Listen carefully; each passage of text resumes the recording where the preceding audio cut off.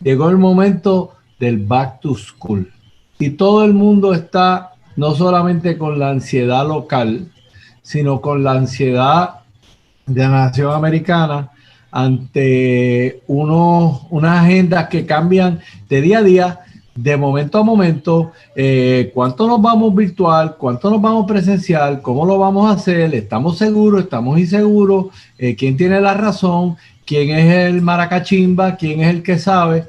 Pues para eso nos complace mucho tener a Maricel Pagán en la noche de hoy para arrojar luz en el camino. En esto, ¿verdad? Que como hemos dicho, es agenda de COSACO traer esta información que nos pueda hacer una diferencia. La doctora Pagán Santana tiene una maestría en higiene industrial y un doctorado en salud pública con énfasis en salud ambiental del campus del Recinto de Ciencias Médicas de la Universidad de Puerto Rico. También ha estado trabajando con mucha energía la situación de las escuelas, buscando esta sabiduría, esta negociación sabia. Así que nos complace mucho darle la bienvenida, abrir a este diálogo y seguir todos, como siempre nos gusta decir en COSACO, transformando la información en conocimiento que nos lleve a una acción sabia. Doctora Pagán Santana, bienvenida y vamos escuchar su sabiduría. Gracias, primero que nada, al doctor y a Franklin, que fue el que me hizo el acercamiento junto con Danilo, y sé que Bianca también ha trabajado varias iniciativas con ustedes en diferentes grupos. Yo creo que el inicio, él plantea que la intención de la presentación o de este conversatorio es más bien poner, como quien dice, a rodar esa bola, esa conversación, traer de nuevo y tratar de identificar tal vez no todas las respuestas, pero por lo menos empezar a hacernos todas las preguntas. Y qué tenemos que considerar cuando estamos hablando del sistema educativo de Puerto Rico. Vimos un mensaje ayer del Departamento de Educación en cuanto al inicio escolar. Sabemos que vamos a iniciar de manera preliminar de forma online y que luego nos vamos a mover a forma presencial, tentativo, ¿verdad? Unas consideraciones del Departamento de Educación. No obstante, cuando miramos un poquito más a profundidad la conversación, vemos que a veces en el público nos estamos quedando un poco cortos en cuanto a debe ser online, debe ser presencial, y tal vez mi intención hoy es hablar un poquito más de qué otras características nosotros tenemos que tomar en consideración, más allá de solamente saber cómo nos contagiamos de COVID o cómo prevenimos el COVID, sino qué otros componentes tan complicados tiene el sistema de educación y las escuelas como tal, que hay que tomar en consideración cuando vamos a hablar de protocolos y de comenzar la escuela. Y pues traer también una perspectiva a nivel mundial de varios países que han comenzado ya las escuelas, que están abiertos ya en cuanto a este tipo de operación y qué es lo que ellos han hecho, cuáles han sido las estrategias de ellos en cuanto al comienzo de las escuelas. Ahora aquí compartir, si pueden ver la presentación, me das un sí. Se puede ver, sí. Okay. Pues de inicio, 3 objetivos principales. Me gustaría mantener la presentación lo más corta posible y el conversatorio lo más largo posible. Las consideraciones de salud y seguridad y su integración en el proceso educativo, una fotografía mundial o un Snapchat mundial de qué ha pasado a nivel mundial con las escuelas y qué es lo que hemos visto en algunos países, y hablar un poco sobre el protocolo de educación del Departamento de Educación en Puerto Rico y algunas consideraciones generales. Debo aclarar que parte de cómo yo me he involucrado con este proceso ha sido a través de lo que se conoce como la mesa social, que me hizo una invitación directa para asistir inicialmente con los trabajadores esenciales y ahora pues con lo que son los nuevos trabajadores esenciales que van a convertirse, ¿verdad?, los maestros y el personal no docente de las escuelas. Así que en parte es por esto que yo estoy recibiendo, ¿verdad?, toda esta información, o que he tenido la iniciativa de seguir buscando información adicional y tratando tal vez de conciliar entre diferentes sectores que cada cual tiene su preocupación, su interés, como son los padres, como son los maestros, como es el personal adicional y como son las comunidades oficiales de las diferentes agencias de salud, pues tratar de conciliar entre las preocupaciones y ver qué es lo mejor que podemos atender o qué necesitamos para poder atender esto. De inicio, y tengo que decir la premisa, nosotros deberíamos estar siempre moviéndonos hacia la apertura nuevamente de las escuelas, ¿no? Y puede sonar un poquito, ¿verdad?, utópico decir que las queremos abiertas inmediatamente, teniendo en cuenta la situación que tenemos actual, pero a mí me parece que es momento de movernos del estado de shock que tal vez estamos, es decir, hay muchos casos, nos vamos a encerrar hasta que todo esté clean o esté limpio y nos vamos entonces, cuando una vez estemos a salvo todos, pues nos vamos a mover hacia afuera. Y yo creo que ese proceso tenemos que empezar a desenredarlo un poco y movernos entonces a decir qué controles o qué medidas de prevención yo puedo establecer para empezar a recuperar la productividad humana o ciudadana que yo tengo.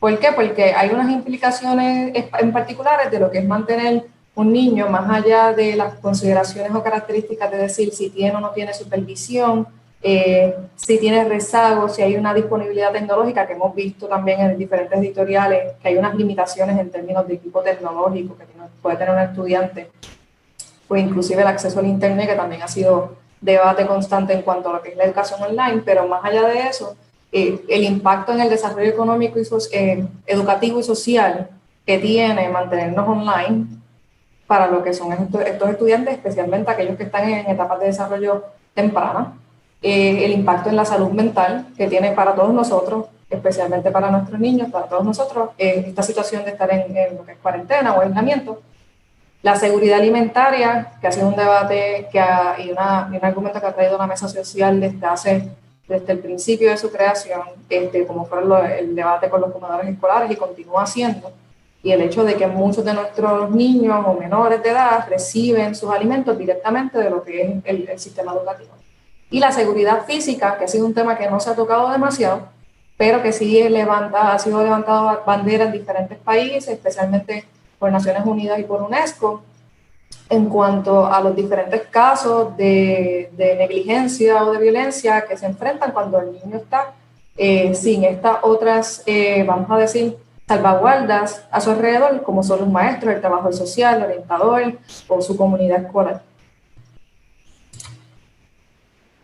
¿Qué otras consideraciones? Y yo creo que esta parte es importante, especialmente para el protocolo en Puerto Rico, es que cuando nosotros vamos a hablar de desarrollar un protocolo para una escuela, nosotros tenemos que tener en cuenta la probabilidad de contagio en esa comunidad escolar. La incidencia de casos en esa comunidad escolar en particular, no en todo Puerto Rico, sabemos que el mapa no se distribuye, ¿verdad? Los casos no se están distribuyendo de forma igual en todo Puerto Rico, pues eso hay que tomarlo en consideración. Otra de las cosas es el perfil demográfico y de salud de esa comunidad escolar. ¿Por qué? Porque dependiendo de donde yo vivo y dependiendo de mi ambiente, yo voy a tener riesgos diferentes, yo voy a tener unas condiciones de salud que se presentan más, que son más prevalentes que en otros lugares. Así que es importante que cuando nosotros estemos tomando determinaciones de si abrir o cerrar o entrar híbrido o lo que sea que vayamos a hacer con las escuelas, pues tengamos el conocimiento de cuáles son las características de salud de esas poblaciones y las necesidades particulares de esas escuelas. ¿Por qué necesidades particulares? Porque en Puerto Rico ahora mismo, en términos ambientales nada más, nosotros tenemos unas situaciones bien distintas en cada una de nuestras regiones escolares. Región este, que está en racionamiento y que tiene una capacidad limitada de acceso a lo que es agua. Región sur, que tiene una dificultad en ausencia, no tiene estructura, tiene una situación con los sismos. Y entonces pues tienes región norte que parecería ser que tal vez la región que más en niveles ambientales pues más estable está.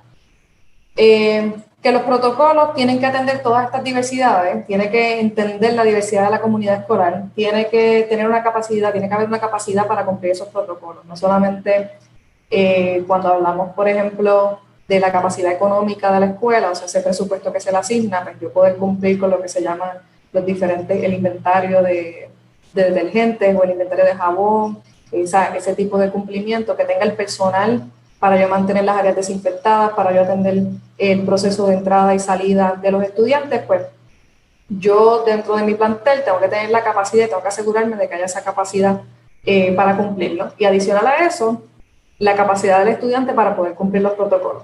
Sabemos que no es lo mismo implementar un protocolo de lavado de manos, mascarilla y distanciamiento físico para estudiantes de CAL 3 que para estudiantes de high school. Y eso es algo que se tiene que tomar en cuenta. Y pues la dinámica del proceso educativo, que el ir a la escuela es más allá que meramente tomar clases. Y yo lo voy a ilustrar un poquito más adelante, pero voy a dar para atrás en términos de la diversidad de comunidad escolar para que tengan una idea de los componentes de la comunidad escolar. Estamos hablando de que tenemos estudiantes, tenemos padres encargados, a veces los tutores no son ni los padres ni los abuelos, es otra persona, pero es encargado de ese estudiante. Los docentes y los no docentes, y otros porque tenemos a veces visitas de otras agencias, tenemos personal que da apoyo a las escuelas de una manera o de otra, que también pueden tener algún tipo de interacción con el plantel. Dentro de esa diversidad de la comunidad escolar, tenemos este componente de no docentes y docentes, donde el Departamento de Educación no solamente tiene una responsabilidad con los estudiantes, sino que hay una responsabilidad patronal. Y entonces ahí es donde entra el protocolo tal vez mandado a hacer por el Departamento del Trabajo, que tiene unas especificaciones en particulares a nivel patronal. Y esto hay que entenderlo también porque dentro de todo el contexto de la comunidad escolar, una de las primeras cosas que hay que reconocer es que si yo no tengo saludable mi plantilla, mi personal de la escuela, no es escuela. Yo puedo tener los niños, pero si no tengo maestros que estén saludables, maestros con sus recursos, su protección facial, maestros que tengan una forma de tener cernimiento, que tengan acceso a hacerse las pruebas, igual que el resto del personal, y protocolos específicos para cada una de sus actividades, yo no voy a tener forma de establecer un sistema educativo presencial de manera segura. Así que es importante saber que el Departamento de Educación no solamente tiene una responsabilidad con ofrecer el servicio de educación de calidad, sino que también es responsabilidad patronal, que hay que velar por ella y que hay que tener consideraciones adicionales, no solamente abrir las escuelas por abrir. Y entonces, en términos de la dinámica escolar, que tengamos en cuenta que no es solamente llegar al salón, sino que la dinámica escolar comienza en la casa, con los materiales y herramientas que van dentro del protocolo del Departamento de Educación de Puerto Rico en particular, que se le solicita al papá que provea, o el encargado que provea lo que es la mascarilla, por ejemplo, o materiales adicionales que a veces se le solicitan, pues mis consideraciones deben ser desde esa casa, qué capacidad tienen esas familias para proveer eso para esos estudiantes, qué yo voy a hacer, o cómo vamos a asegurarnos de que todo el mundo tenga acceso a protección facial.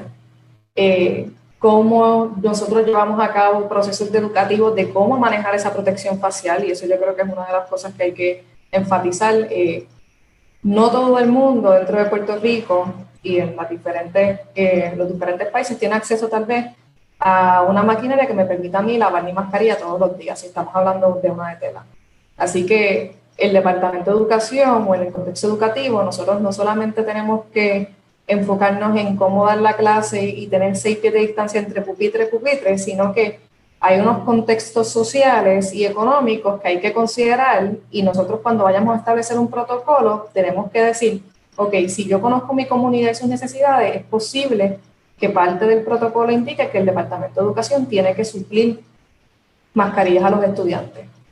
O tiene que haber un proceso donde yo le supla a las personas cómo obtener la mascarilla y cómo desinfectar la mascarilla y todo esos materiales. Así que son componentes bien particulares. La transportación. Nosotros tenemos estudiantes que viajan en guaguas escolares. ¿Qué vamos a hacer con las guaguas escolares? En muchos de los países que han regresado se incentiva que haya transportación privada. No obstante, esa no es la realidad de todos los estudiantes, mucho menos en Puerto Rico. Necesitamos guaguas escolares, pues cada guagua escolar, y acá pues ustedes pueden ver en esos números que es casi la cantidad de protocolos que nosotros necesitamos dentro del protocolo. Un protocolo para transportación, cantidad máxima de estudiantes por guagua, qué va a hacer el transportista cuando el estudiante entre, si vamos a tomar temperatura o no, ese tipo de discusión hay que tenerla y hay que considerarla porque no todo estudiante llega a través del vehículo de su padre. E incluso la ausencia de transportación. El estudiante que llega a pies a la escuela, pues, ¿cuál va a ser el protocolo para los diferentes tipos de situación o dinámica que nosotros tenemos dentro de lo que es el proceso educativo? La entrada, salida o ingreso, egreso, como está en algunos de los protocolos a nivel mundial, es otra cosa que nosotros tenemos que tener en consideración. Debe haber un protocolo específico de cómo vamos a entrar y cómo vamos a salir. ¿Cuáles van a ser las entradas específicas? ¿Cuáles van a ser las salidas específicas? ¿Por qué? Porque para yo poder mantener distanciamiento físico y mantener lo que nosotros decimos, esos 3 puntos que yo quiero tener, que es la protección facial, distanciamiento físico y la higiene, yo necesito tener protocolos para todos los eventos dentro de la dinámica escolar, para poder entonces hacer el esfuerzo de que esos 3 componentes se cumplan. Así que esa entrada y esa salida tiene que tener la dinámica correcta para poder permitirme a mí que haya, por ejemplo, como mínimo, distanciamiento físico entre las personas según van entrando. ¿Por qué yo necesito establecer algún tipo de protocolo ahí? Porque posiblemente yo voy a querer hacer un proceso de cernimiento, ya sea en cuestionarios o de temperatura o de algún tipo de chequeo físico, si fuese el caso con las enfermeras escolares, y yo voy a necesitar proveer el espacio y el ambiente para que no se me agrupe la gente a la entrada, no tener un proceso forzado de cernimiento donde yo quiera avanzar por salir del paso y entonces lo que tenga sea un montón de errores o ausencia de información, etc. Debe haber un protocolo para recesos y alimentación, o sea que el comedor escolar, el proceso de alimentación es un protocolo aparte, no son protocolos que se puedan incluir o encapsular dentro de lo que es un protocolo del Departamento de Educación, sino que tenemos que sentarnos a ver cuál es la dinámica de alimentos que vamos a establecer por cada una de las escuelas y entonces cuáles van a ser los protocolos de salud y seguridad, tanto para despachar los alimentos como para mantener la salud y seguridad dentro de las personas que laboran en la cafetería o en el comedor escolar.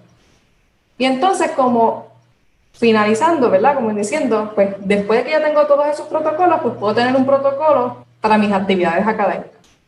Y dentro de ese protocolo, donde yo máximo cómo va a ser la distanciamiento entre una y otra, y qué tipo de adición. Perdóname, Maricel, no sé si soy yo, pero se está entrecortando. No sé si, ¿verdad?, alguien pueda decir si soy yo o la doctora no la escucho todavía. No, es la señal de ella. Ok.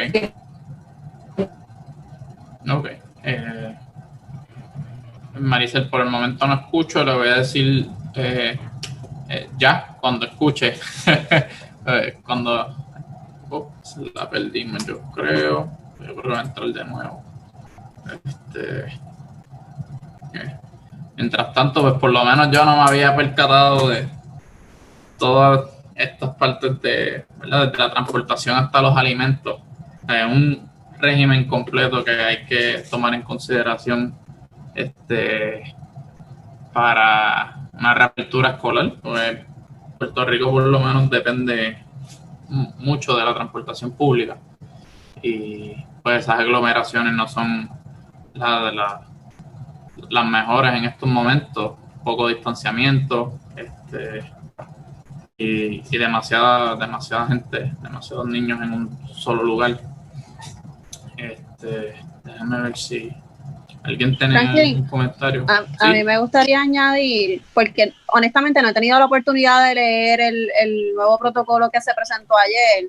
Si el gobierno incluye en ese nuevo protocolo todas estas cosas que, yo no sé si ella lo va a hablar más adelante, todas estas cosas que Maricel está presentando, porque entonces sí. Ella actualizó ayer, estuvimos discutiendo eso, ¿verdad? Que ella tenía todo lo más chilling y Maricel, vamos a hacer la pruebita pero sí, Bianca, ahorita nos comentó que actualizó la presentación. Maricel, ¿algo que puedes Pues intentar sería que no salga la cámara. Eso usualmente funciona en los Zoom para que se mejore la señal auditiva. Quizás pueda ser una opción. ¿Me escuchas ahora? Escucho. No sé si aquí el público de Zoom escucha también. Pueden escribir en el chat si escuchan. Ok, ahí vi Manuel que... Manuel dice que sí. no te preocupes. Pues básicamente creo que me queda en la parte de que luego de que tengamos, ¿verdad? Recapitulando, luego de que tengamos voy a dar share aquí.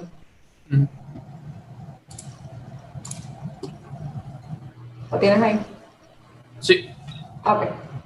Pues luego de que tengamos en su lugar todos estos protocolos, pues es que podemos empezar a hablar de otro tipo de controles en lo que es la jornada escolar cuando estamos hablando de actividades educativas. De ese tipo de controles, más allá de tener higiene de manos ¿verdad? Y desinfección en las áreas de manera apropiada, de tener protección facial en todo momento, teniendo en cuenta, ¿verdad?, que hay una diversidad, no solamente en las edades de los estudiantes, como, ¿verdad?, y su capacidad para mantener la mascarilla puesta, sino que también tenemos los estudiantes con diversidad funcional, que podrían también, no solamente por su diversidad funcional, sino por el tipo de terapias que reciben, necesitar quitarse la mascarilla, e inclusive sus maestros también van a tener algún tipo de intervención en donde es necesario quitarse la mascarilla. Así que cuando llegamos a actividades académicas, que podemos tal vez diseñar y hablar un poquito de qué vamos a hacer con ese control, con la ventilación, por ejemplo. Vamos a permitir abanicos, no vamos a permitir abanicos, donde los podemos colocar, que son particularidades que hay que ver por cada uno de los planteles, e inclusive determinar cuáles salones vamos a poder abrir o no vamos a poder abrir. Aquellos que hemos sido parte del sistema de enseñanza público, sabemos que no todas las escuelas están diseñadas igual y que a veces la estructura se modifica dependiendo de la necesidad en aquel momento para esa escuela. Hay salones que se convierten en 2, hay salones que antes eran 2 se convierten en 1, y todo eso pues va a afectar la dinámica en ventilación y capacidad de tener nosotros cantidad de estudiantes por salón. Así que parte del protocolo cuando uno va a evaluar procesos de enseñanza es la evaluación de ese plantel y ver en dónde es viable nosotros tener actividades académicas. Adicional a eso, parte del protocolo también incluye nosotros ver cómo las actividades académicas van a ser consistentes con las necesidades o protocolos de salud. No pueden ir divorciados uno del otro. Y lo van a ver más adelante con los protocolos de Uruguay, donde eso es uno de los principios generales. Nosotros no podemos apartarnos de la realidad de que existe ahora mismo una situación de salud pública y nuestros currículos de enseñanza, si bien queremos que los estudiantes se desarrollen en sus niveles educativos, hay que ser razonables y hacer y crear currículos que no vayan en contra o que me creen a mí una fricción entre lo que yo necesito para mantenerme salud y lo que necesito para desarrollarme a nivel educativo. Así que son varios componentes, es una situación compleja, no es una discusión que se tenga, decir sí o no, ni es una discusión lineal, es una discusión bien única y bien particular de cada uno de los planteles.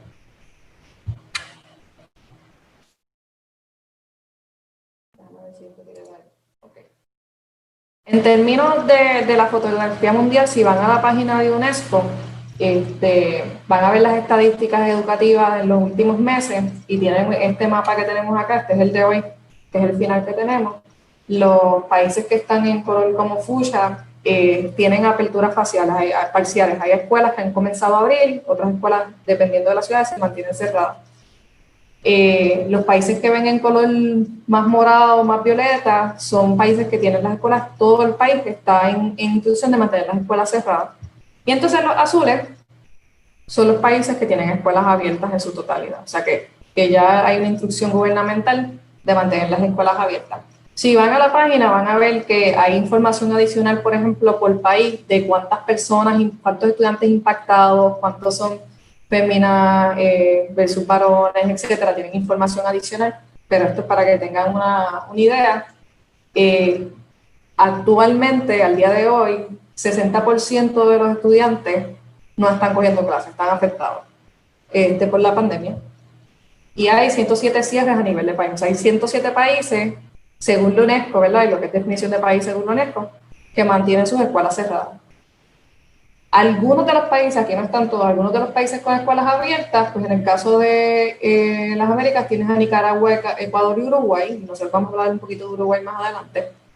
Australia, Nueva Zelanda, Nueva Guinea, Nigeria, Botswana, Japón, que lo vamos a mencionar más adelante para ver cómo atendieron las particularidades de apertura. Y en el área de Europa, pues Croacia, Francia, Suecia, Austria, Suiza, Dinamarca, Noruega, y tienes allá arriba a Groenlandia y a Islandia. Así que hay países que han tenido apertura, hay países que el criterio para esa apertura no fueron iguales, así que van a tener países que cuando abrieron las escuelas tal vez no estaban en menos del 5% de incidencia de casos nuevos, no habían guías en particulares de la Organización Mundial de la Salud, sino que pues, el país había tomado ya unas instrucciones, un camino a seguir con la pandemia y pues mantuvo ese camino y determinó abrir. Si ves la historia de la gráfica, van a ver que hay inclusive países que comenzaron a abrir y luego retrocedieron y cerraron porque no habían establecido guías, tal vez las mejores guías al momento, y entonces tuvieron que volver a cerrar, como ha ocurrido con lo que son los cierres a nivel mundial, y en el caso de nosotros como parte de Estados Unidos, pues también estamos observando eso en los estados. En el caso de Japón es bien particular porque Japón le dio la instrucción a sus municipalidades de que tomaran la decisión. Así que Japón determina que ellos no van a tomar la decisión, no van a determinar, sino que cada municipalidad en Japón va a evaluar y de acuerdo a sus riesgos y contagios de cada una de las ciudades y municipios, ellos van a determinar si abren o no abren. Lo bueno de ese tipo de instrucción es que considera la dinámica de riesgo de la comunidad antes de tomar una decisión y no trata de hacer un one size para todo, ¿verdad?, el país. Adicional a eso, yo encontré muy interesante que aunque la escuela estuviese cerrada, una vez a la semana, por un periodo de 1 hora, los estudiantes tienen que ir donde se les da un seguimiento de salud y un seguimiento social. O sea, se le cuestiona al estudiante cómo está en términos emocionales, qué está haciendo en su casa, qué tipo de apoyo tiene. Así que se mantiene una vigilancia sobre el bienestar del niño, no solamente físico, sino emocional y social. Y también se le da seguimiento a cómo está haciendo el aprovechamiento académico a distancia. Así que es algo que Japón había adoptado y que las escuelas, según van abriendo y cerrando, pues tienen esa opción. Y si ven esto acá, perdón, necesito dar para acá. Esos mandatorios y dentro de los protocolos, esa imagen de Japón es que tienen que dar la primera sesión educativa obligatoria para cada una de las escuelas, es una orientación sobre prevención de contagio. Así que de inicio, lo primero que se encuentran los niños es con una charla completa de cuál va a ser el protocolo en la escuela, qué es lo que vamos a hacer, qué está permitido y qué no está permitido, y cuál es el apoyo que van a tener durante sus sesiones académicas. Es bien importante dentro del componente psicosocial que se le explica a los niños el porqué de las cosas. Y este componente es bien importante porque para que ellos puedan, en parte, poder seguir los protocolos, ¿verdad? Uno no solamente le dice ponte la mascarilla, sino que tiene que haber ese proceso educativo que tal vez nosotros lo hemos tenido durante todos estos meses a través de Facebook o de los diferentes artículos que hemos leído, si acaso, o la información que hemos recibido en los diferentes eventos educativos en las plataformas que han habido. Pero no solamente los niños tuvieron ese proceso. Así que una de las partes que Japón instituye es que cuando vamos a regresar a la escuela, lo primero que ocurre es una sesión de orientación. Tienen unos principios generales, como mencioné en la primera clase sobre prevención y control. La mayoría de los grupos están divididos en sesiones diferentes, varía dependiendo del municipio. Algunos municipios dividieron los grupos a coger clases todos los días, pero una sección por la mañana y una por la tarde, o sea, cogieron un grupo y lo dividieron en dos, uno lo coge AM y otro PM. Hay otros que solamente cogen una o dos veces en semana la clase, o van una vez o dos veces en semana a la escuela. Y hay en otros casos, inclusive, dependiendo del riesgo de la comunidad, los grupos están divididos en 3 y tienen una entrada escalonada. Así que no se encuentran entre ellos, es una parte bastante organizada. Para todas tienen distanciamiento social como una exigencia, ceñimiento en la entrada y el uso de la mascarilla o protección facial durante todo el periodo escolar. El caso de Uruguay, para aquellos que tengan interés en leerlo, Uruguay publicó su plan de prevención de contagio, así que yo puse el link en la presentación, después si quieren pues, pasar la presentación al resto de los compañeros y pueden acceder a ella. En ese enlace está el protocolo de Uruguay. Uruguay establece un protocolo y lo primero que pone son 6 disposiciones generales. Primacía, que explica que va el estudiante sobre todo, o sea que el fin de la apertura de las escuelas, el fin de establecer protocolo es mantener al estudiante saludable a la vez que se le ofrece servicio educativo. Precaución, porque al ser un virus novel y nosotros desconocer tantas cosas y no saber lo que no sabemos, pues lo que Uruguay le dice a sus docentes y a su comunidad escolar es que siempre que no sepas, pues vas a actuar con precaución, o sea que vamos a pensar en el peor de los escenarios en caso de que me enfrente con algo desconocido y que vas a tener que actuar como precaución. Si yo no sé, por ejemplo, que si el estudiante tiene o no fiebre o hay algo en ese tipo, pues yo voy a asumir que sí y voy a actuar de la manera con mayor precaución posible en vez de asumir tal vez el mejor de los escenarios y potencialmente poner a riesgo el resto del plantel escolar. Es curioso, la libertad de asistencia. Padres que tengan la capacidad de mantener el cuidado de los estudiantes y de tener la estructura tecnológica, no están obligados a llevar al niño al plantel. Así que ahora mismo en Uruguay lo que existe, hay una libertad donde tú puedes escoger si vas a llevar o no el estudiante al plantel o si vas a tomar un método alterno de estudio con él.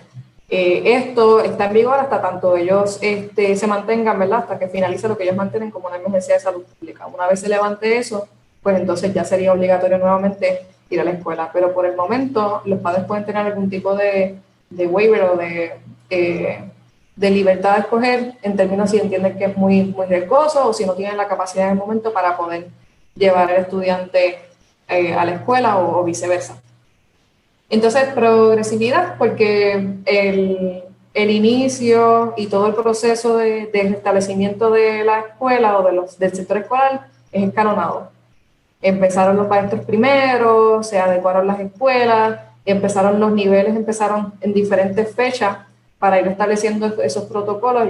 Ellos establecieron, dependiendo de las municipalidades, pues establecieron prioridades y pues trataron de hacerlo lo más escalonado posible con la intención de que cuando uno, en verdad, la forma del escalonado es, si yo encuentro un error a mitad de, pues corrijo, o puedo estar a tiempo de corregir para el resto del plantel o hacerse los ajustes. La compatibilidad de los objetivos que mencionaba yo anteriormente, uno de los principios y disposiciones generales del protocolo de Uruguay es que toda la actividad académica tiene que ser compatible con las medidas de salud y seguridad establecidas por el Ministerio de Salud. Así que, por ejemplo, para dar un ejemplo general, si vamos a dar educación física, en vez de dar baloncesto, pues se dan deportes que son individuales o que no requieren contacto físico entre estudiantes. Hay una modificación en los currículos que promueve que haya distanciamiento físico, que se mantenga la higiene de las manos, etc. Así que parte de lo que ellos enfatizan es que no puedo crear actividades incompatibles con lo que es mantener la salud y mantener la prevención del contagio. Y complementariedad, porque como mencioné ahorita en cuanto a las dinámicas de los diferentes protocolos, Uruguay reconoce que van a haber protocolos adicionales que van a nutrir el protocolo de educación. Así que yo tengo que dejarme llevar si hay un protocolo nuevo para cafeterías o si hay un protocolo nuevo para transportación, pues que mi protocolo de educación sea complementario a esos otros protocolos. Y no tratar de abarcar en un solo protocolo todos los componentes o contradecir un protocolo nuevo con mi protocolo a nivel educativo. En cuanto a medidas de reinicio, somos enfáticos en que tienen que haber actividades educativas, no solamente para los estudiantes, sino para los padres y personal de la escuela en cuanto a prevención y control para poder comenzar. Hay un protocolo de entrada de personal y de estudiantes y es separado, o sea que hay un protocolo específico para los docentes y demás personal. Entran antes que los estudiantes para poder cumplir con ese protocolo. Tienen turnos de ingreso y egreso y tienen pues su seguimiento tanto personal de la escuela como el estudiantado. Hay modificación de actividades de recreo, como mencioné, tienen que ser compatibles con lo que es pues la prevención del contagio y la actividad, controles establecidos. Hay diversas fotos, no las tengo todas ahí, pero hay una foto inclusive de recreo y lo que hicieron fue que le dieron hula hoops a los nenes, porque eso es una actividad que no solamente los hace mantenerse uno lejos del otro, sino que es una actividad individual. Cada nene tiene su hula hoop y se dividen. En el caso de Italia, por ejemplo, pues le hicieron áreas de juego individuales en el piso, están pintadas. Pues hay diferentes mecanismos donde nosotros podemos establecer esa modificación de actividades de recreo y no eliminar las actividades de recreo, sino modificarlas. Los grupos están divididos en dos y eso ha sido bastante consistente en los diferentes países, es que se ha disminuido la matrícula por salón. Y entonces, contrario a que tal vez lo que hemos visto con otros lugares, en el caso de Uruguay, está haciendo la jornada consecutiva. O sea, ese grupo que se divide en dos, grupo A, va lunes y martes, miércoles tienen una pausa, desinfectan la escuela, se da espacio para planificación de los maestros, y jueves y viernes viene el grupo B. Así que hay un intermedio en la semana para el proceso de desinfección de lugares. No sé si están haciendo preguntas en el chat, me dice si tengo que parar o algo así. No, por el momento no, no te preocupes, yo te aviso. Y entonces, no solamente los grupos están divididos, sino que la jornada es reducida a 4 horas. Así que estamos hablando de que estamos disminuyendo también el tiempo de exposición de tanto personal como estudiante a 4 horas y cantidad de estudiantes o matrículas, pues a mitad o menor para promover entonces el espacio de distanciamiento social, siendo como mínimo pues los 6 pies, que es lo que hemos escuchado anteriormente. Entonces, en el caso del protocolo de Puerto Rico, previo a la conferencia de prensa de ayer, se había difundido, no puedo decir publicado porque no me parece que había sido publicado por el Departamento de Educación, sino que había sido más o menos como filtrado en las redes y nosotros tuvimos acceso a través de la mesa social por parte de las uniones que han ido representando a los maestros de diferentes sectores, de un borrador de un protocolo para todo el sistema educativo. Eso no fue lo que se presentó ayer. Ayer lo que se habló fue el protocolo, o vamos a decir, operacional del sistema educativo, donde estamos hablando que vamos a comenzar online y vamos a regresar presencial en septiembre. Y de lo que yo he podido recoger, pues se habló de protocolos individuales por cada una de las escuelas, siguiendo unas guías. En inicio, y tengo que hacer la historia completa, en inicio había un protocolo general y la mesa social y otras diferentes organizaciones, nosotros leímos el protocolo e hicimos unas recomendaciones. Y puedo decir satisfactoriamente que parte de las recomendaciones que se emitieron fueron acogidas y fue lo que vimos ayer. El protocolo inicialmente no contemplaba protocolos individuales por escuelas y esa era una de las mayores fallas. Fue que asimilaba un sistema educativo igual, donde Puerto Rico no tiene inequidades sociales ni de ningún otro tipo, para toda la isla y todas las regiones educativas. Así que esa era la primera falla. Yo creo que no solamente fallaba a nivel ¿verdad?, nacional dentro de lo que es el plan de control y prevención, sino que también iba en contra de lo que solicita el Departamento del Trabajo para la protección de los empleados, que es que el protocolo tiene que ser único del lugar de trabajo. Sí enfatiza los 3 componentes de prevención explicando que los estudiantes tienen que lavarse las manos cada 2 horas. Eso estaría hablando de verdad del borrador en aquel entonces. Que se mantenga la distancia social y que se iba a promover mantener la distancia, el distanciamiento físico y que la protección facial era requerida. En este caso, se les requiere a los padres o encargados proveer la mascarilla a los estudiantes y entonces el Departamento del Trabajo, como no es requerido por ley, como patrono, pues entonces le provee al staff o al personal escolar la mascarilla. Ahora bien, en términos operacionales, ese protocolo es bastante limitado. No provee información, por ejemplo, de como hablamos del proceso de transportación. No hay información específica de cuál va a ser el cuestionario, por ejemplo, de seguimiento que se va a utilizar. No era específico de cada plantel de trabajo, no atendía particularidades de la escuela en términos de estructura, no atiende la situación, no hacía ninguna salvedad para situaciones en el sur o en el este con la sequía. No hablaba del personal, que vimos ayer que se anunciaron las enfermeras escolares, pues eso no estaba inicialmente, así que no se hablaba del personal que estaba encargado de hacer todas estas cosas, sino que daba pues unas guías bien generales y en un momento dado se pretendía ese fuera el protocolo establecido para todas las escuelas. Y el proceso educativo de ese protocolo se iba a hacer a través de una plataforma digital, así que ni iba a ser tampoco en persona, ni iba a ser específico para todo eso, y ya de por sí planteaba una limitación en el término del acceso al protocolo para aquellos estudiantes y encargados que no tuvieran manera de entrar al portal. Esa era una de las limitaciones iniciales que nosotros vimos. El proceso de ingreso y egreso era simultáneo y hasta el momento se mantiene así, no era escalonado, así que toda la matrícula iba a entrar a la misma vez y todos iban a salir a la misma vez. Y por lo tanto se iban a lavar las manos a la misma vez porque establecía que había lavado de manos cada 2 horas. Y esa era una de las fallas, otra de las fallas bien grandes, era esa, porque número 1, promueve la aglomeración de personas en entradas y salidas, especialmente padres. Y número 2, porque los planteles no tienen la capacidad en términos de baños y fuentes para tú tener un lavado de manos como el que se mencionaba allí en aquel momento, cada 2 horas para toda la matrícula. Es posible que en las modificaciones veamos algo parecido a lo que tienen establecido en Uruguay y en Japón, que el lavado de manos ocurre al inicio, ¿verdad? Cuando el estudiante llega, y que es donde debe ocurrir, y en momentos como ir al baño o al momento de la comida, si es que se fue a dar almuerzo.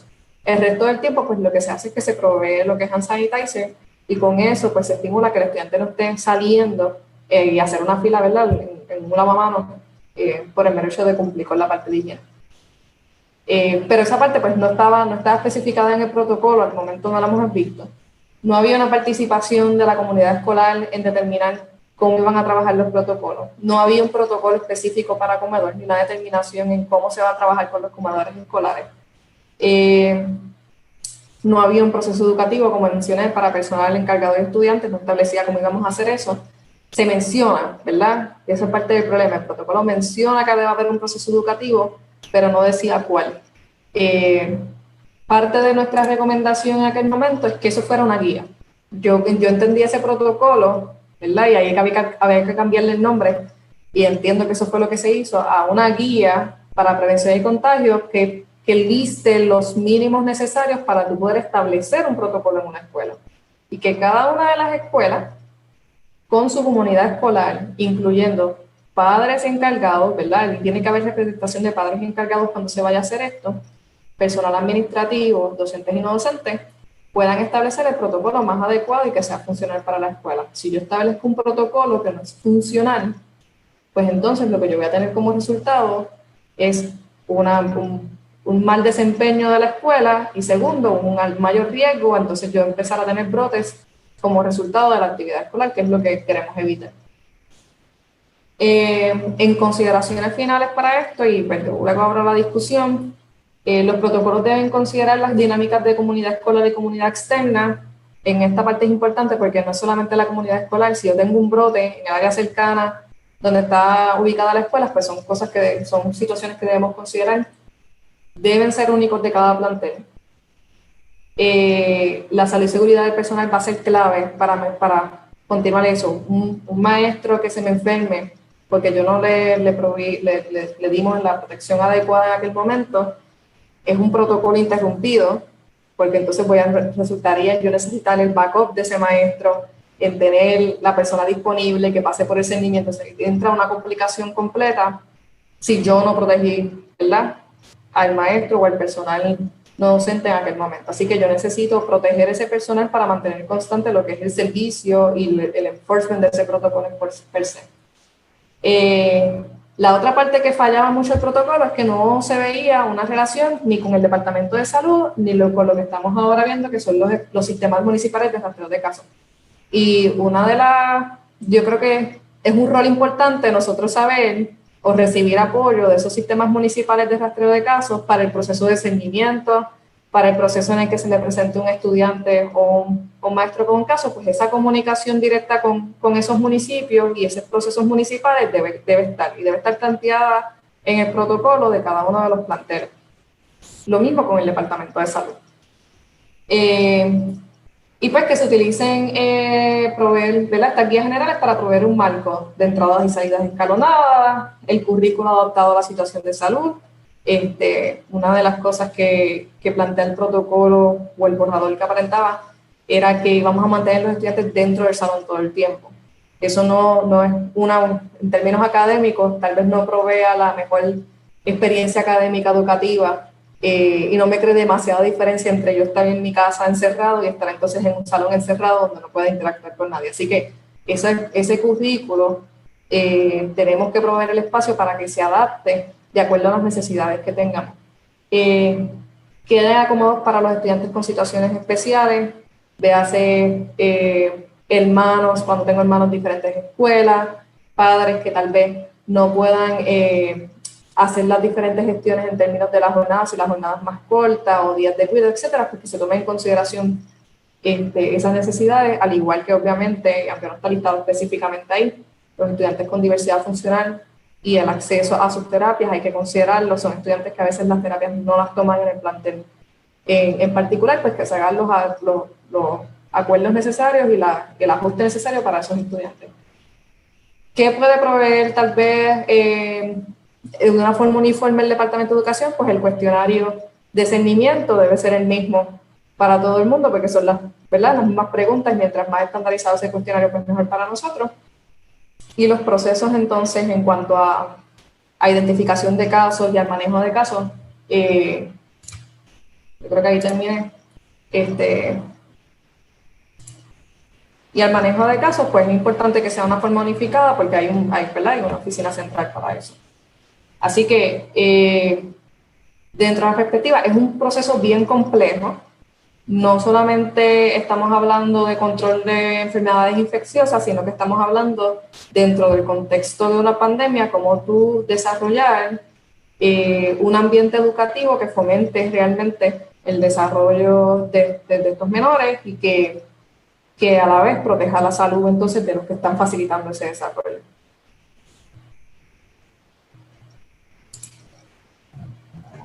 Muchas gracias, Maricel. En realidad, excelente, tremendo, y traer esas perspectivas mundiales, ¿verdad? Nos pueden ayudar un poco a cómo deberíamos ¿verdad?, adoptar ciertas medidas.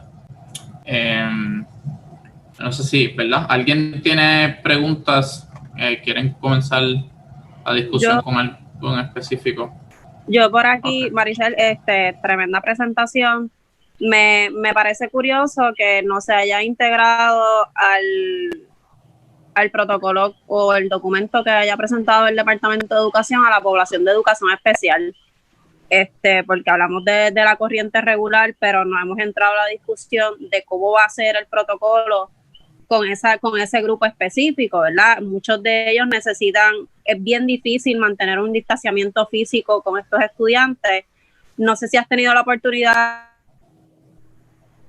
Te fuiste en mute para hacer sin querer. Ahí. Si en otros países se ha trabajado o cómo se ha trabajado con esta población, y si aquí en Puerto Rico y en ese documento hay mención sobre esa población en específico. Pues mira, hay una mención bastante laxa en cuanto a los estudiantes de diversidad funcional, básicamente que menciona pues, que hay que atenderlos. Un poquito obvio dentro del protocolo. Para el protocolo que mencionaron ayer, entiendo, yo no he tenido acceso a él, porque ahora pues dependo de entrar, ver las credenciales dentro del Departamento de Educación para poder ver las diferentes presentaciones que ellos proveen. Lo que hay disponible al momento es la misma presentación que se dio ayer en cuanto a cómo va a ser el proceso de regreso a escuelas, pero no me parece que como estamos hablando ya de que el regreso presencial va a ser dentro de un mes y varias semanas, pues no hay el protocolo de las escuelas, no existe ahora mismo. Podemos decir eso. Hay una guía que viene siendo ese protocolo, ese borrador, pero el protocolo para las escuelas y para cada una de esas, para esa población no existe.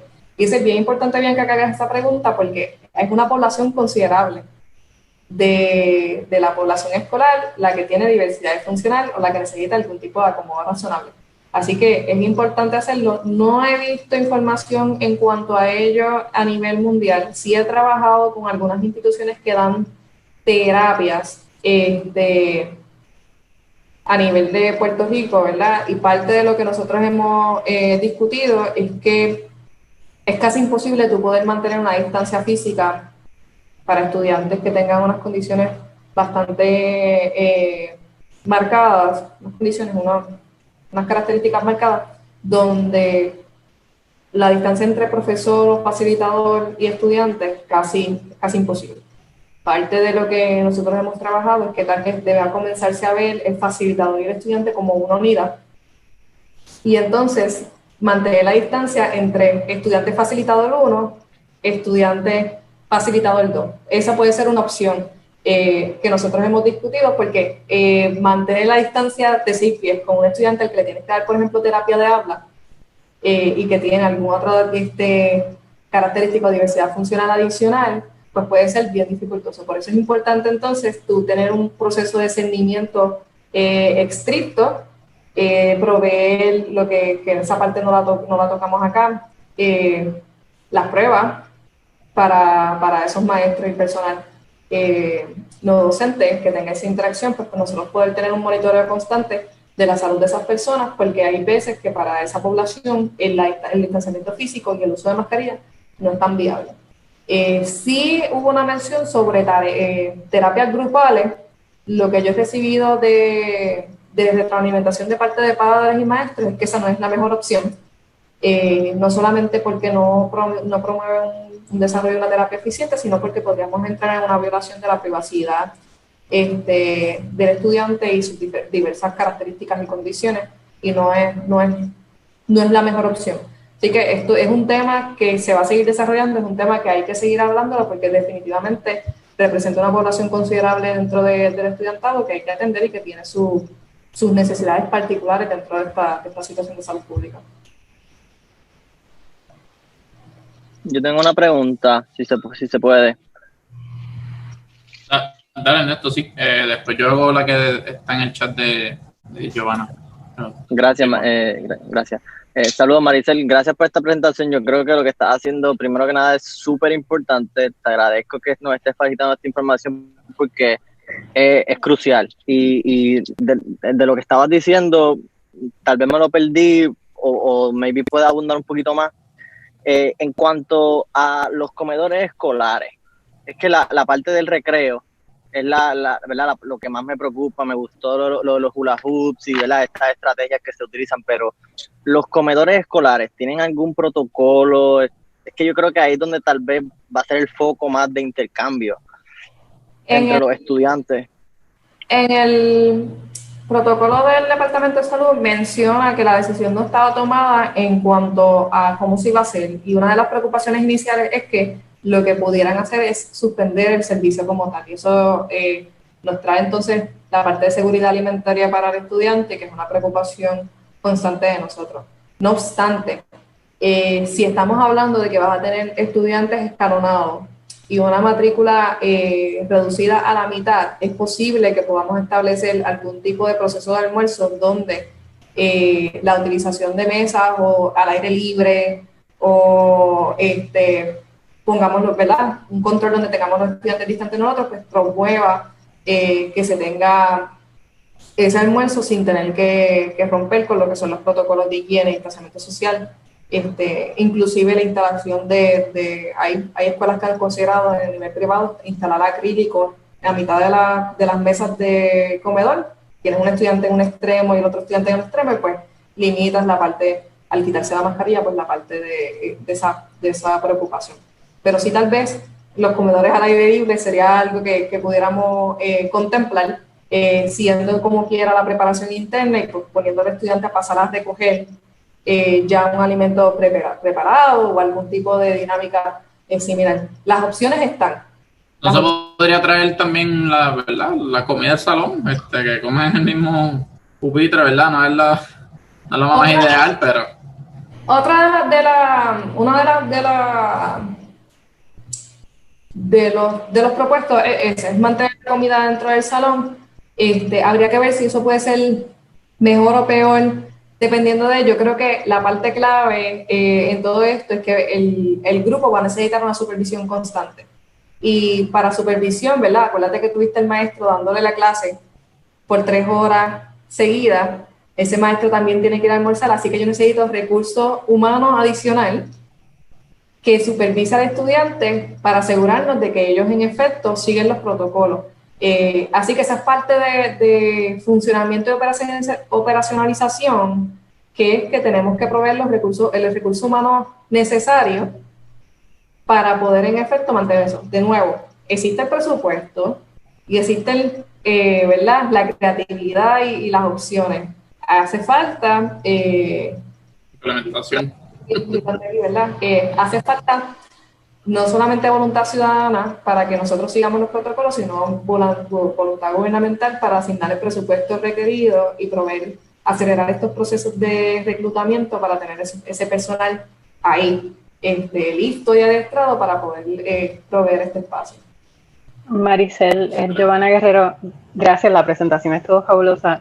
Tenía una pregunta, tengo varias preguntas, pero una de ellas iba por ese lado, porque, por ejemplo, aquí yo estoy en Connecticut y una de las cosas que he visto en las escuelas aquí es que están promoviendo cohortes, lo que quiere decir que van a reducir el número de los estudiantes por clase, y esos estudiantes siempre van a estar juntos, van a ir, o sea, no se mueven de salón, pero van a coger las mismas clases. Y otra cosa interesante es que los maestros con los que van a interactuar siempre van a ser los mismos, y esos maestros tampoco se mezclan con otros grupos de estudiantes.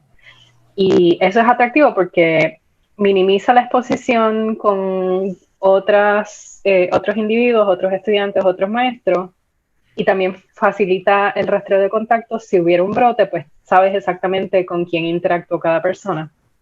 Y lo que quería saber, o sea, yo sé que hay fondos federales que se supone que estén accesibles para el Departamento de Educación, pero una pregunta que tenía, porque para poder implementar esto, pues creo que se necesitarían más maestros, y esa era una pregunta. Y segundo, ¿hay acaso en Puerto Rico una fuerza laboral que se podría reclutar para hacer eso, implementar un plan de ese tipo? Mira, en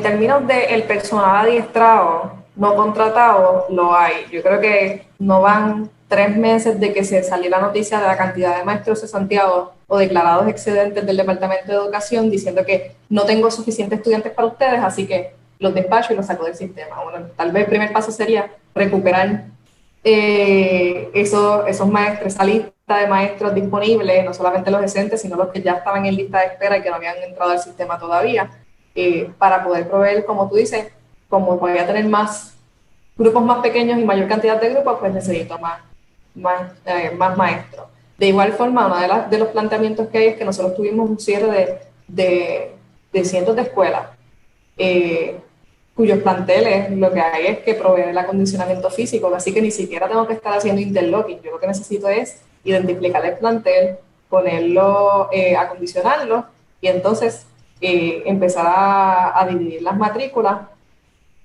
casi de regreso a como estaban inicialmente para proveerle entonces el distanciamiento social. Lo mismo para dar backup a las escuelas en el sur, que hay unas que están destruidas, otras que no pueden ser utilizadas porque necesitan más inspecciones, etc. Así que ese acondicionamiento físico, esa estructura, tiene que darse. Y en términos del personal, no solamente adestrado, yo creo que personal, inclusive dentro de la discusión que tuvimos hace un poco con padres, hay padres que están dispuestos, y eso se daba mucho hace tiempo, a ser voluntarios, a monitorear los recesos académicos, si hay un recreo, estar allí, servir tal vez de monitores en la parte del recreo y proveer, ¿verdad? Para que se mantengan distantes los estudiantes, facilitar con la parte del almuerzo, o sea, toda esa parte de voluntariado de parte de padres, también hay una disposición a ella. Como dije, es voluntad, es sentarnos en la mesa y tratar de buscar la mejor estrategia posible, pero en efecto yo creo que están todos los componentes económicos, de recursos humanos, para no solamente, ¿verdad? A lo mejor aquí sacamos un beneficio de toda esta situación. Yo creo que esta dinámica mejoraría inclusive el sistema educativo, sentarnos como comunidad, hablar de cómo vamos a trabajar el proceso educativo de los estudiantes, puede proveer beneficios más allá de simplemente contener el virus. Pero sí existen los componentes para que eso ocurra. Falta tal vez un poquito de más presión para el gobierno central a que empiecen a dar el visto bueno para que se den ese tipo de conversaciones, ese tipo de dinámicas. También yo entiendo que, perdóname Giovanna, que sé que tienes otra pregunta, solamente quería hacer un comentario sobre esto. Hay que considerar, ¿verdad? Ya que esto es lamentablemente una situación mundial, pues hay que considerar, ¿verdad? De los ejemplos de otros lugares, cómo ha sido el impacto, ¿verdad? ¿Han aumentado los casos o no han aumentado? Y cuál estrategia usaron para entonces prevenir usar esa, ¿no? Por ejemplo, hubo un brote en Israel, que fue el que causó lo que hoy día es la segunda ola de ellos, que empezó por escuela, lo que le llaman el super spreader, o la persona que comenzó una cadena de contagio. Y, ¿verdad? ¿Qué estrategia usaron? ¿Qué pasó? Y, ¿verdad? Aprender de esos errores de ellos y tener, ¿verdad? La dinámica más segura y, ¿verdad? Dentro de todo posible para nosotros. Sí, yo creo que en eso que tú dices, por eso es importante la comunicación a nivel municipal con todos estos grupos de rastreo, con todo ahí tiene que haber unos canales de comunicación abiertos que promuevan el manejo de casos de forma eficiente y rápida. No puede ser que esperemos a que 2 días después de momento digan, hay un brote en tal escuela, llevamos por 3 grupos con contagio. Giovanna, mencionabas lo de los cortes, acá le dicen salones burbuja. Así que si es algo que se está contemplando, es mantener los estudiantes todos juntos, y entonces en el caso de los estudiantes que cogen clases con diversos maestros, que ocurren usualmente de 4º grado en adelante, pues va a ser el maestro el que va a rotar. En eso sí estaba especificado el protocolo. ¿Puedo hacer otra pregunta? Sí, continúa. Gracias. Yo sé que me gustaría que comentaras, si pudieras, sobre las diferentes necesidades de contextos de aprendizaje para diferentes edades. Sobre todo he escuchado que, por ejemplo, los niños menores de 7 años, digamos, los niños que, por ejemplo, están aprendiendo a leer, están aprendiendo a contar, esas funciones básicas necesitan mucha interacción, que es difícil que se dé en una educación a distancia, en línea. Y una cosa positiva es que los estudios epidemiológicos no han encontrado muchos casos de brotes que comienzan con niños menores de 10 años, que por alguna razón no se entiende muy bien por qué, si es biológica o es más física. Los niños menores de 10 años no están contagiando a otras personas tanto. Entonces mi pregunta es, ¿acaso se podría priorizar el regreso presencial de esas poblaciones de niños que, número uno, no tienen tanto riesgo de presentar super spreaders, y número dos, tienen una necesidad más grande de educación presencial, mientras por otro lado los niños mayores pues quizás entonces se mantienen fuera del plantel y priorizando fortalecer los recursos para educación a distancia para esas poblaciones mayores? Se puede hacer porque el sistema educativo como lo tenemos nosotros, en términos de división de niveles escolares, tal vez nos dejaría con las escuelas elementales, vamos a decir, empezando presencial primero, que son los que te van a caer dentro de ese grupo. En efecto, no solamente la educación a distancia es un reto para ellos, un reto para los papás, que tienen que convertirse y adquirir un grado académico en educación al momento para compartirlo con lo que el maestro está tratando de vocalizar a través de educación a distancia. La retención al frente de una computadora no es la misma, e inclusive cuando vamos a presencial hay que tener consideraciones con lo que estamos hablando de primer Cal 3, más o menos, entre kindergarten y primer grado. La mascarilla del maestro, o sea, mucho de la forma en que se vocaliza, el medio la tiene que ver, hay veces que hay que corregirle la forma en que agarran el lápiz, toda esa parte que no propicia distanciamiento físico ocurre con esas edades. El beneficio, que estamos viendo eso en las estadísticas, de que no son, número uno, que no están, los que sí dan positivo no están agravándose, ¿verdad? O no son casos graves o no presentan síntomas, y número dos, que no se convierten en focos de contagio o no propagan el virus de la misma forma que el resto de la población. Aquí la parte importante con ese tipo de dinámica es que vas a tener que reforzar lo que es el seguimiento y monitoreo de maestros, padres encargados, para asegurarte de que no sean los maestros o los padres encargados los que traigan entonces el brote, y entre ellos, ¿verdad?, dentro de la dinámica escolar, sea entonces el contacto. Por eso es importante que el protocolo de no docentes esté en su lugar, no solamente el de los niños, para asegurarte que como empleados pues haya una protección específica, que estemos al tanto y consideremos que sí hay una menor probabilidad, pero siempre existe una probabilidad. Y yo creo que dentro de todo esto, ¿verdad?, y tal vez me voy un poquito por el lado, hay que empezar a hablar también de que no va a existir nunca un cero riesgo. Lo importante es tener una detección temprana, tener el sistema para detener el contagio, tener el rastreo o investigación de contacto, poder referir a la persona de manera rápida a asistencia médica, todo eso, todo ese sistema también que apoya los protocolos, porque al menos que continuemos en una burbuja, no, ¿verdad?, el cero riesgo no va a existir. Pero sí, en efecto, ese empezar con los grupos más pequeños, e inclusive se ha discutido si empezar con los estudiantes de diversidad funcional por la necesidad de que comiencen sus terapias también, son cosas que se deben considerar. Y también creo que es verdad, hay que considerar que hay muchas situaciones que son de familia, o sea, son más de 2 hijos en la casa, y a lo mejor tienen una sola computadora. Entonces, ¿cómo uno maneja esa situación? ¿Verdad? Distribuye, qué sé yo, el tiempo escolar. Eso sería, ¿verdad? Priorizar, ¿verdad? Llevar, pues, los menos que propaguen o los menos que se enfermen, pues, primero las escuelas, para entonces crear ese balance en el hogar y esa estabilidad educativa. Sí, inclusive parte de lo que también se ha discutido, hay estudiantes que vamos a tener que, independientemente de su edad, son altos riesgos, ya sea por condiciones persistentes u otro tipo de situaciones. Tal vez la plantilla de profesores a distancia no sea la misma de la plantilla de los profesores en presencial, y eso puede ser una opción, porque en términos de planificación y de educación individualizada, la energía no va a ser la misma si yo, ¿verdad?, y nuestros maestros, me consta, son personas totalmente dedicadas, son personas que se desviven y planifican y están. Yo soy hija de maestra, así que yo vi a mi mamá estar hasta las 10, 11 de la noche planificando. Yo he visto lo que es eso.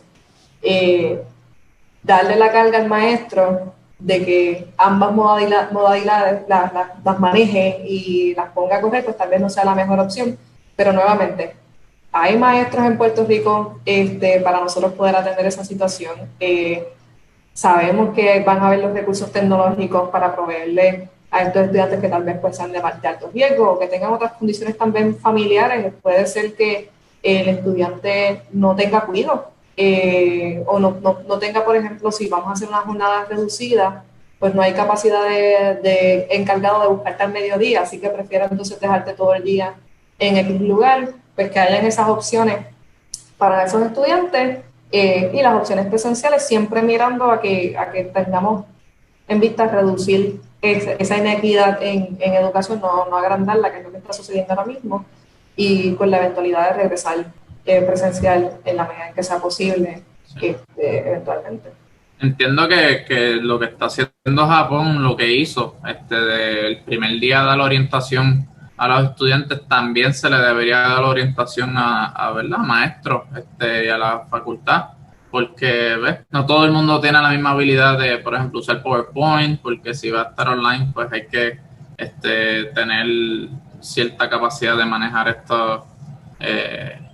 ¿verdad? Estas aplicaciones, tecnología, y no siempre es fácil, y si ¿verdad? Se puede llevar una instrucción general, por lo menos de lo más básico, de usar Zoom o del Microsoft Teams, que creo que es el que van a usar, que por lo menos para mí, para COSACO, ha sido una curva de aprendizaje un poco complicado el sistema.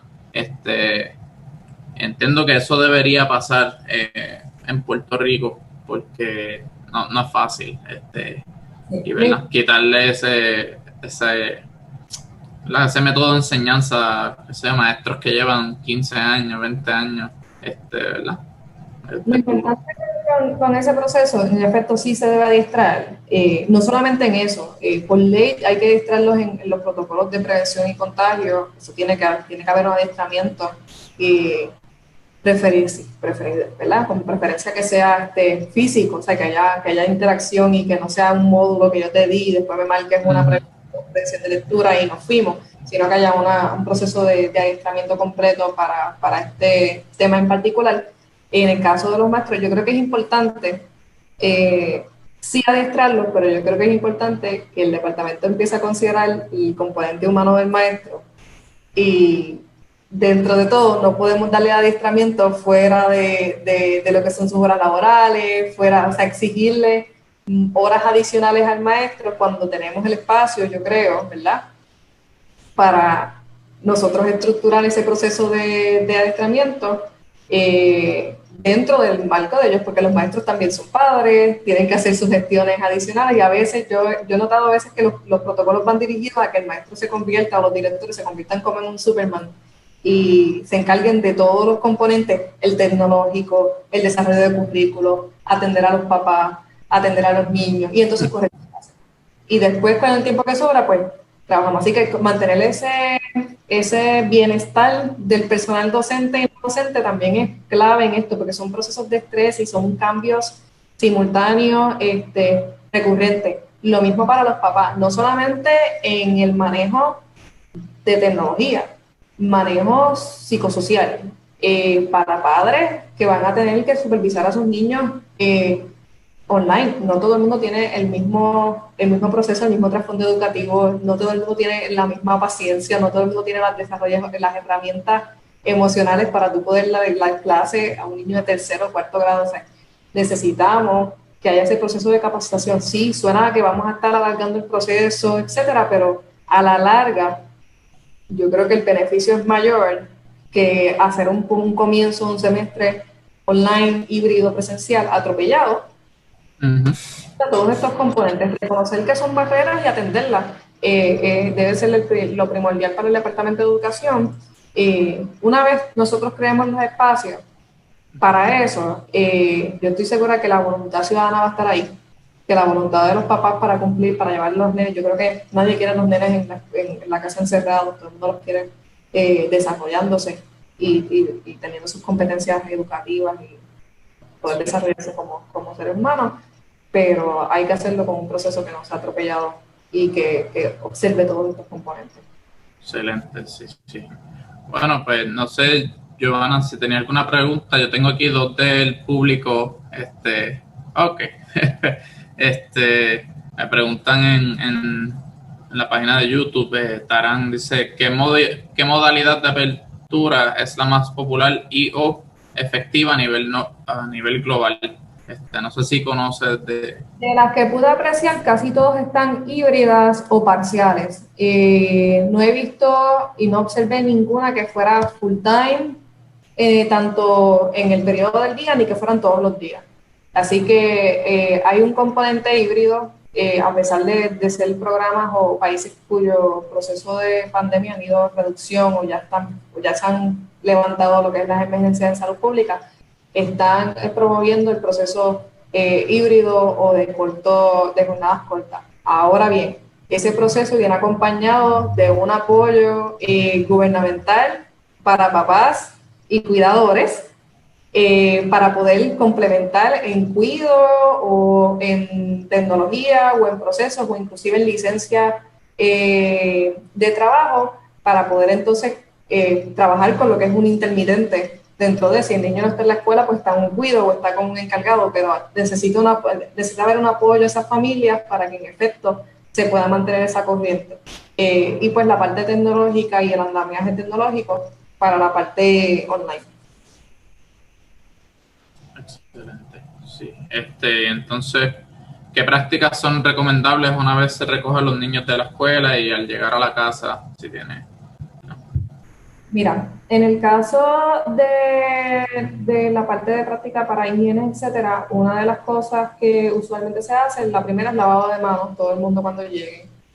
Casi siempre no, ¿verdad? Yo creo que la parte de quitarse la ropa afuera y toda esta cuestión en el cubo no es tan necesaria, pero sí pues que hay una remoción de ese uniforme cuando el niño llegue. Hay veces que si son bien pequeños uno quiere bañarlos desde el inicio y ya. Ahora, todo lo que son materiales que el niño utilizó, el bulto, la lonchera, si podemos tratar de mantenerlos en un espacio designado, evitar eso, o tratar de desinfectarlos, pasarles un paño, etcétera, pues siempre es recomendado. La otra parte que tal vez no hablamos es de que, y voy a añadirme una pregunta acá, ¿qué acciones pueden tomar los papás desde el inicio y desde ahora para ese regreso presencial? Hay que empezar a enseñarle a los menores a utilizar la mascarilla de manera adecuada. Hay que enseñarles el lavado apropiado de manos. Y se enseña no solamente enseñándoles a ellos, sino que nos vean a nosotros cuán frecuente nos lavamos las manos, cómo utilizamos la mascarilla. Hay que explicarles por qué tal vez jugar de manos o jugar cercano a mi compañero no va a ser lo recomendable. Dentro del proceso de enseñanza, un poquito antipático, nosotros siempre enseñamos a compartir, ahora vamos al revés. Tus lápices, tus materiales educativos, no los puedes compartir, no puedes pasárselos a otra persona. Así que parte de ese apoyo y ese andamiaje que nosotros hablamos de no solamente dar computadoras, que nosotros tenemos estudiantes que llegan a las escuelas y no tienen sus materiales, punto, no tienen lápices, no tienen libretas. Todo eso que usualmente viene, pues yo te presto esto o yo te paso esto otro, ya no puede suceder. Así que hay que tener esa consideración y empezar a adiestrar a los niños eso, inclusive en el proceso de comer, cómo va a ser ese proceso de yo sentarme a almorzar y preparar al niño para todo ese proceso para cuando llegue al salón. Pero de regreso, lo mismo que uno haría tal vez cuando quiere mantener algún proceso estructurado disciplinado, pues sí, lavado de manos inmediato, la remoción de la mascarilla y colocarla o la desinfección y pues tener un lugar designado para esos materiales escolares que no vas a utilizar al momento. Excelente. Creo que vamos a tener que, ¿verdad? Va a tener que, para los niños, ser de alguna manera, ¿verdad? Más interactiva. Yo recuerdo que aquí en Hopkins estaban diciendo de cantar el abecedario en lo que te lavabas las manos, eso ya cumplías el tiempo. Que pues, para nosotros es un poco más cómico, pero serían, ¿verdad? Unas ideas interactivas para los niños, ¿verdad? Los maestros les enseñen lavarse las manos y cantar una canción, algo así. Yo tenía, ¿verdad? Una preocupación, poco inusual, pero si hay capacidad para tanta limpieza para tanto tiempo, porque, ¿verdad? Los protocolos de limpieza ¿verdad? En la escuela va a ser mucho, va a abarcar, ¿verdad? Gran concentración de la capacidad que quizás hay en la isla. Yo no sé si ellos están considerando esto, ¿verdad? Que no vaya a haber que diluyan los alcohol para entonces tener más. Pues, obviamente se pierde el efecto de higiene en esos sentidos. Yo no sé si mencionan, ¿verdad? ¿verdad? Una parte de eso. Sí, La parte del inventario es una preocupación, no se menciona. Inclusive el inventario y el poder adquisitivo de cada escuela. Para que tengan una idea, cada escuela se le asigna un presupuesto. No es que yo llego y en agosto aparecen un montón de cajas de hand sanitizer. Eso puede ocurrir, a veces llegan 3 meses después. Eso es real. Lo mismo pasa con el papel de baño, con el jabón, etcétera. El proceso no es el mejor. Esperemos que esté en el proceso, nosotros podamos hacer el esfuerzo para que ocurra de una manera adecuada y el presupuesto asignado a la escuela no se ve afectado. Yo creo que todos los materiales relacionados a prevención y control del COVID deben ser adquiridos por el Departamento de Educación y enviados a las escuelas sin afectar el presupuesto que se le otorga a las escuelas regularmente, porque el costo y la demanda de ellos, y no es lo mismo escuela de la comunidad X pidiendo un encargo de desinfectante que el Departamento de Educación de Puerto Rico pidiendo a un suplidor un desinfectante particular. Eso es una cosa. Lo segundo, tener clara y en cuenta cuándo es necesaria una desinfección y cuándo una limpieza es suficiente. Si nosotros mantenemos, ¿verdad? Y se lleva como un acondicionamiento de la escuela, vamos a decir una vez a la semana, que utilizaríamos un desinfectante, que es algo un poquito más fuerte, que no queremos a los estudiantes cerca, etcétera, pues que los procesos de limpieza el resto del tiempo sean bastante estrictos, nos da tal vez un poquito de espacio para jugar con ese inventario. Si el lavado de manos es estricto, pues voy a necesitar aún menos. Y si mantengo entonces un proceso de higiene en términos de comportamiento, pues voy a necesitar menos desinfección, salvo, ¿verdad? Se presenta algún tipo de caso que requiera un procedimiento un poquito más extenso. Pero en general, tener en cuenta esa diferencia es algo que es un tema aparte, pero es algo que estamos viendo. Hay una proliferación de agencias y organizaciones ofreciendo procesos de desinfección que no van a tono con lo que dice el CDC y con lo que establece EPA en cuanto a qué se debe usar. Y eso el departamento lo tiene que atender. Estar claro de que le estamos dando el desinfectante correcto, que en efecto atiende el tipo de virus que queremos atender, y los procesos de limpieza que apoyen el uso, ¿verdad?, menos prolongado de esos desinfectantes. Sí, hay que orientar también sobre eso. Creo que va a ser un poco más, ¿verdad?, estricto de cierta manera, ¿verdad?, en los procesos de limpieza, etcétera. Giovanna, veo que tienes otra preguntita, ¿cierto? Sí, súper. Sí. Maricel, tú hablaste sobre cómo que una recomendación sería que se integraran mejor las escuelas a los sistemas de los municipios de rastreo de contacto. ¿Acaso hay algún registro de familia o alguna manera en que los sistemas de rastreo de contacto municipales tengan un registro para que puedan dar seguimiento y puedan saber si existe un brote, pues ya tengan esa línea de transmisión posible identificada? No se llama registro, sí ocurre un estudio de necesidades periódicamente en la escuela, donde se identifica dónde están las familias, el tipo de perfil que tiene uno. Sí, los estudiantes llenan y los papás llenan información de perfil, o sea, toda esa información está. Yo creo que le haría falta tal vez una hoja de consentimiento donde se establezca el por qué se está acompañando esa información con el sistema de rastreo de contacto y tal vez una actualización del perfil de cada uno de esos. Eso también, ¿verdad?, no lo toqué en la presentación, pero parte importante es que toda la información demográfica que tenemos nosotros en términos de empleo, ingresos, etcétera, cambió radicalmente con la tasa de desempleo que tenemos ahora y con la situación que tenemos actualmente, inclusive composiciones familiares que se han afectado por toda esta situación. Así que una de las partes esenciales de cada una de las escuelas es volver a revisar ese perfil, establecerlo, y en efecto, una vez yo tenga la información de cada una de esas familias de ese perfil, obtener consentimiento y conectarlo entonces con el sistema de rastreo. Pero sí es información que se recoge. ¿Hay otra recomendación que tú tendrías sobre cómo mejor integrar esos dos sistemas, el escolar y el de rastreo? Honestamente, más allá de empezar a establecer, yo creo que sí el sistema de rastreo también tenga la mejor preparación o el mejor conocimiento a nivel de comunidad para establecer las preguntas de seguimiento que se hacen al inicio.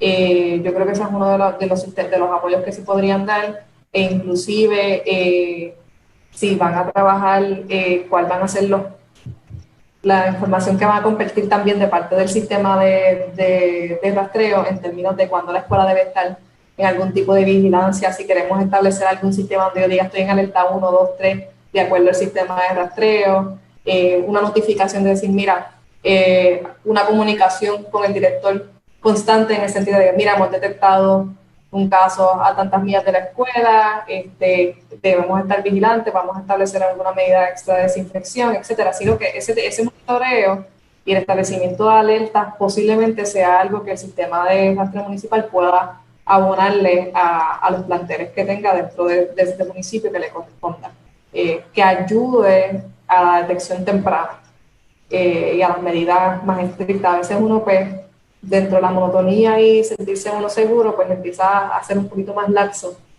en los protocolos, y a veces una llamada del sistema de rastreo diciendo, mira, hemos visto 2 casos ya, por favor, refuerza los protocolos, ese seguimiento de cómo nos va, hemos visto algún caso, porque también se ha apoyado, nunca está de más de que se apoye.